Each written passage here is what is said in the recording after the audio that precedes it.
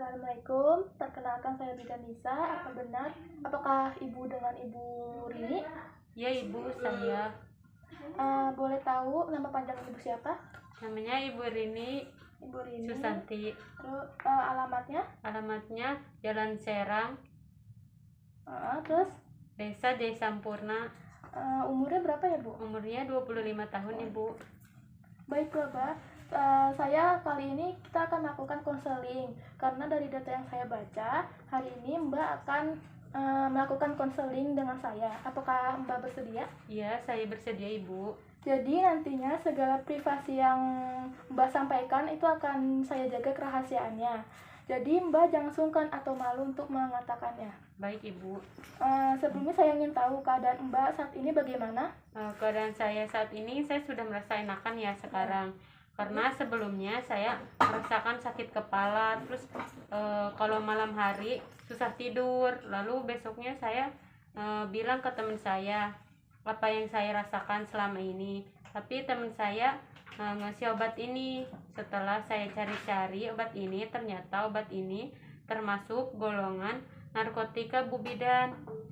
Saya mengkonsumsi ini malah jadi ketergantungan. Oh gitu, berarti alasan Mbak datang ke sini untuk mengetahui terkait penyalahgunaan nafsa ya? Ya ibu. Jadi yang dikatakan sama Mbak tadi, Mbak yang sering sakit kepala, sering susah tidur, dan sering ketergantungan.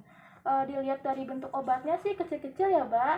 Kalau obat kecil-kecil ini biasanya ada apa namanya tuh pil ekstansi. Jadi saya harap Mbak nggak usah lagi minum itu karena memang pil ini tuh bisa membuat Mbak ketergantungan. Sebelumnya apa Mbak tahu nafsa itu apa? Saya kurang tahu, tapi setelah saya lihat-lihat di TV, orang yang menggunakan nafsa tersebut itu bisa masuk penjara, dan jenis-jenis narkotikanya saya belum tahu. Oh, ya, jadi saya akan menjelaskan sedikit apa itu nafsa. Jadi nafsa itu singkatan dari narkotika, alkohol, psikotropika, dan zat aktif lainnya. Atau zat kimia yang apabila masuk ke dalam tubuh baik dihisap, dihirup, diminum atau disuntikan dapat berpengaruh pada pikiran, emosi, dan tindakan. Lalu kalau kita mengonsumsinya akan mengalami ketergantungan yang seperti Mbak bilang tadi. Lalu ada jenis-jenis nafsa. Yang pertama itu golongan antidepresan. Obat ini bisa menurunkan kerja otak, sehingga efeknya itu bisa membuat Mbak bawaannya tuh pengen tidur aja. Terus yang kedua ada golongan stimulan. Stimulan itu kebalikannya dari antidepresan ini. Kalau golongan yang antidepresan ini kan bisa menurunkan kerja otak. Kalau golongan yang anti stimulan ini bisa meningkatkan kerja otak. Jadi kalau kita mengonsumsinya, efek bawaannya kita akan lebih fresh dan juga staminanya makin meningkat. Contoh dari obat stimulasi ini yaitu pil yang Mbak bawa tadi, yaitu ekstansi atau obat. Lalu yang ketiga ada golongan narkotik.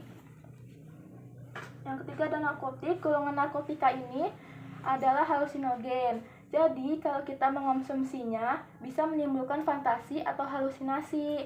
Orang-orang itu bisa disebutkan kayak ngefly gitu ya, Mbak. Contoh dari halusinogen ini adalah ganja, tapi yang dosisnya itu tinggi. Sebelumnya apa yang ingin ditanyakan? Bahayanya apa ya Bu? Nah, bahayanya itu ada bahaya ringan sama bahaya berat. Nih, kalau bahaya ringan itu bisa membuat Mbak ketergantungan, dan untuk jangka panjangnya itu bisa merusak jantung. Jadi jantung kita itu bekerja 2 kali lebih cepat, dan itu membuat kita menjadi cepat lelah dan jantungnya itu rusak. Selain itu bisa menyebabkan penyakit pernafasan seperti bronkiolus, dan juga dapat merusak otak karena dia bisa mengganggu konsentrasi kita. Jadi itulah adalah efek-efek yang bisa kita dapatkan kalau mengonsumsi nafsa. Apakah sudah jelas penjelasan saya? Alhamdulillah saya sudah paham Ibu.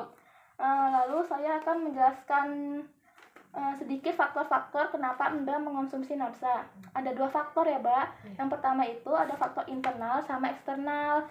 Nah, yang internal ini contohnya masalah yang ada di dalam keluarga, kecuali contohnya itu kayak broken home, masalah rumah tangga dan lain-lain. Terus yang faktor eksternal itu kayak pergaulan yang seperti Mbak bilang tadi, obat sipil ekstensi itu dikasih teman ya? Iya. Apakah ada yang ingin ditanyakan lagi? Gini, saya kan ada niatan cara mengatasinya ketergantungan itu. Nah, cara mengatasinya itu bagaimana ya, Bu? Wah, bagus sekali ya, sudah ada niat untuk berhenti. Jadi cara berhentinya itu kita bisa melalui dukungan keluarga. Lalu saya harapkan di rumah nanti Mbak mengisi hal-hal yang positif seperti banyak-banyak yang mengaji, berdoa, lalu sholat. Dan yang terakhir, ingat masa depan Mbak. Ingat kalau masa depan Mbak itu masih panjang. Apakah ada yang ingin ditanya lagi? Sepertinya sudah tidak ada, Ibu Bidan. Sudah jelas semua. Oh baik, kalau sudah tidak ada, saya cukupkan sampai di sini. Terima kasih karena Mbak sudah terbuka sama saya dan juga bisa membawa obat yang pil ekstansi tadi. Alhamdulillah juga Mbak sudah ada niatan untuk berhenti ya Mbak. Terima kasih. Terima kasih Bu Bidan. Ya. Saya pamit ya. Ya. Assalamualaikum. Waalaikumsalam.